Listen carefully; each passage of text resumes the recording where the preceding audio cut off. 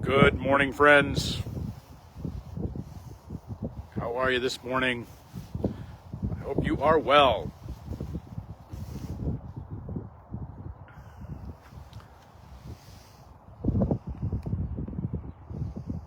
See what we can do with the camera here. Kristen, good morning to you. Hope you're doing all right. Pray you are well. Good morning, friends.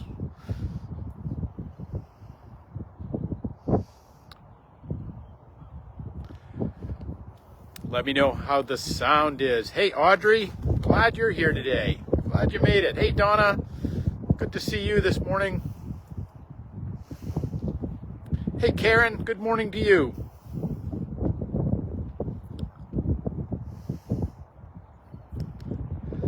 Hello, friends. So glad to see you this morning. I pray you are well and good and whole. Good morning. Yeah, it's fairly breezy out here. So good. I'm glad the wind isn't too much. Let me see if we can.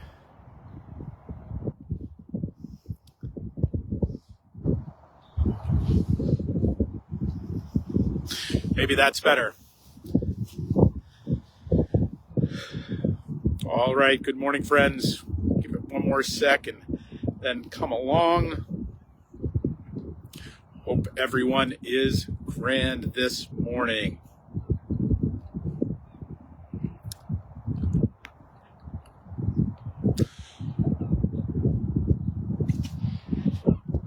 We had a great event last night with the beginning of our Lenten series. It was really a joy. I got to present the teaching on prayer, which was a lot of fun. We had some great chowder, and really thankful to the people at First Congregational Church in New Bedford and my good friend Doug Stuyvesant and all of his hospitality. Really a great day. So good morning, everybody. Let's get going this morning. It is the 22nd day of February at 11:11, and I'm glad you're here and I'm glad you're a part of it. Wherever this should find you in this day, I hope it finds you with blessing.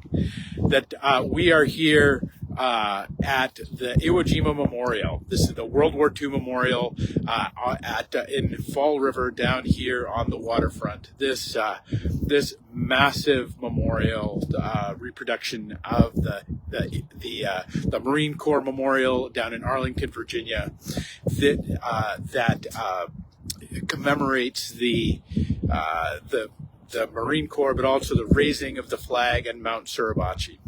The anniversary of that will be tomorrow. Right now, we are in the midst of the anniversary of the 79th anniversary of the Battle of Iwo Jima, where 80,000 Marines went ashore, and it in the hopes of clearing out the Japanese resistance on the island of Iwo Jima. It would be a battle that would go on for a little over a month. Towards the end, it would end the end of March. By that time it ends, there are over 6,000, almost 7,000 American Marines who were killed, and another 13,000, I think, wounded at that point. That the incredible sacrifice, incredible bravery, it commemorates, and it's come to be the symbol in many ways of the Marine Corps.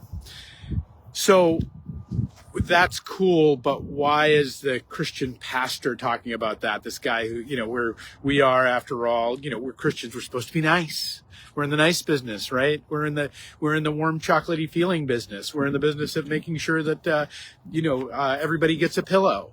That how is it that what we come to commemorate, what we come to memorialize on this day, to hold up the sacrifices of those who raised this flag.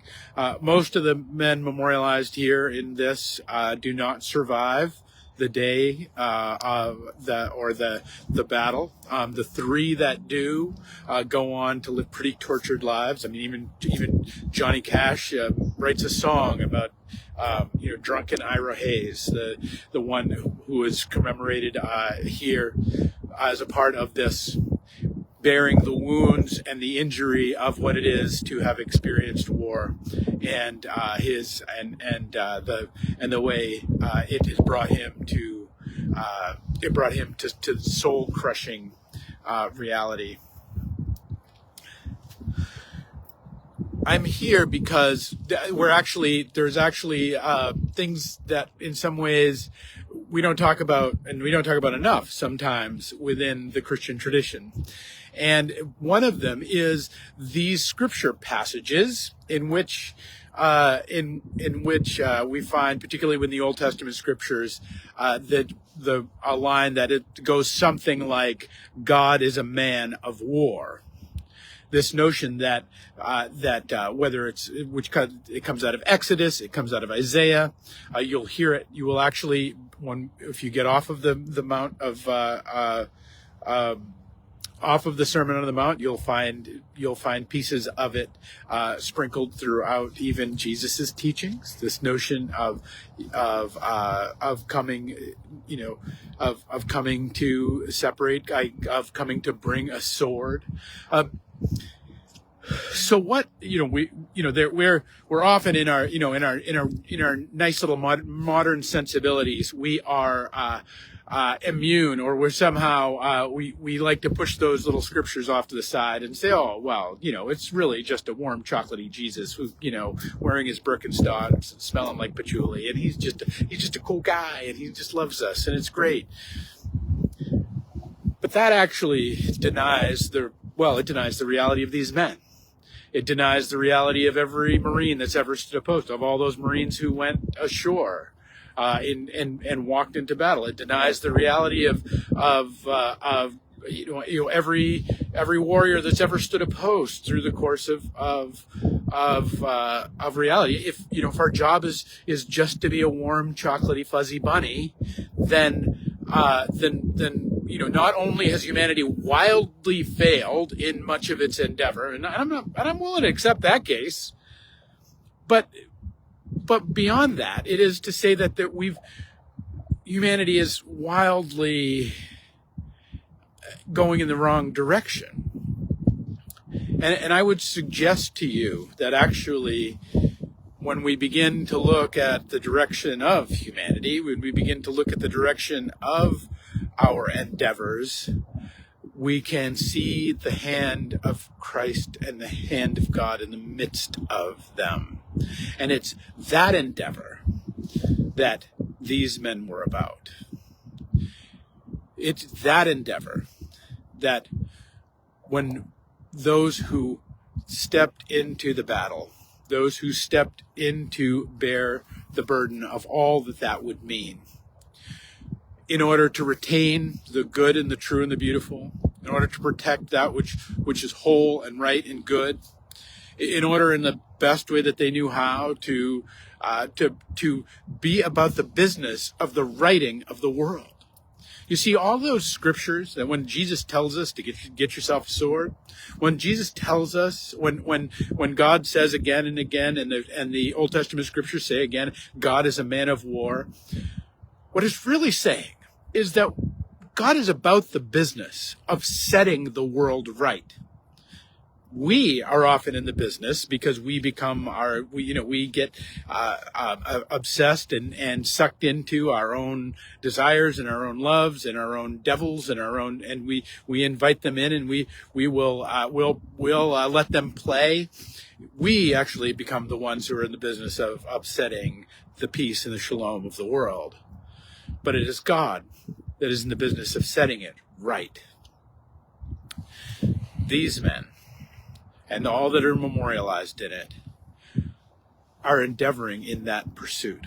Now, we can argue how good they are at it, or how bad they are at it, whether that it is a better endeavor or a lesser endeavor to have done so. We can argue that.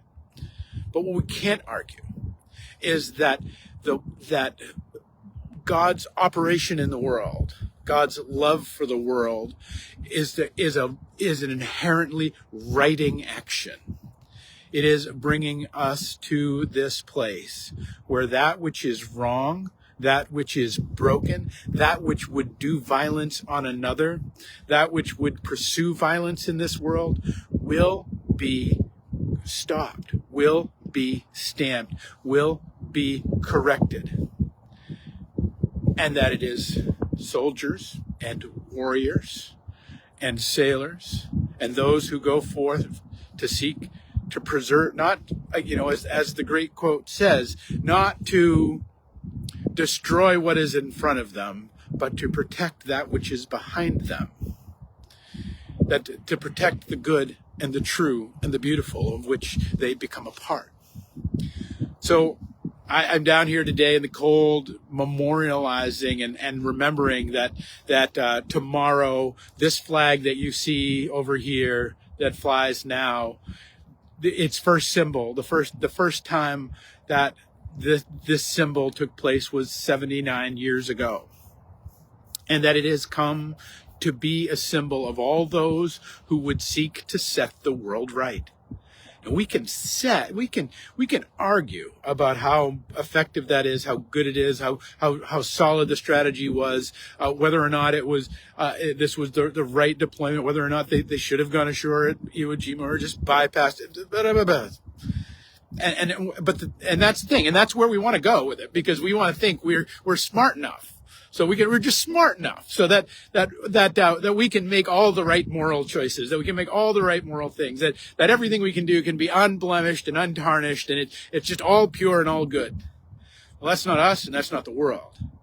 But what it is, in the divine operation of the world, in the divine of those who would step into the battle and would seek to make the world right in an imperfect way, in a way that is limited by the human capabilities that has it, even in that, they stand and they are called, and those actions and those things that they would do are brought into being, into use by the Lord's grace and goodness and providence for the setting right of the world. Friends, as we memorialize this week, and as we keep in mind, if you get the chance to get down to the park, it's beautiful down here. The sun's shining today. It's glorious. If you get a chance to get down tomorrow, keep it in mind. At some point, there is going to be the Marine Corps League is going to do something, but I'm not quite sure when. But come down to not just to remember the sacrifices of men that were lost, not just to remember the sacrifices of those who died, both Japanese and both American, not just to remember those who would go forward, but to remember that in their sacrifice, in their holding, in of the warrior's task, in their going forward into the world to be a man of war. They go into the world to set the world right, to set the world true. And in that, they have gone forward with the very agency of God himself, who is the ultimate one who will set the world right, who is the true one who will set us all free from the enslavement of our own desires and the enslavement of power-mad people in the world, enslavement of the devils and the demons that would circle around us. He will set us free. He will be victorious in battle. He will hold us up true and good in the days ahead and in this very day itself, as we look back and we remember the actions and the power and the sacrifice of this week. All right, friends, that's my hope for you today down here at Veterans Memorial Park. If you've never been down or you haven't walked it, it's an amazing, amazing place. I hope you know peace and grace in your days, and that the God who is the man of war will come and set a bit of your world right as well. We worship on Sunday at 10 a.m. We'll be here digitally, and we'll also be worshiping at 282 Rock Street Live. Come and join us. Peace and grace to y'all, my friends, and we'll pick it up next week with another 11:11.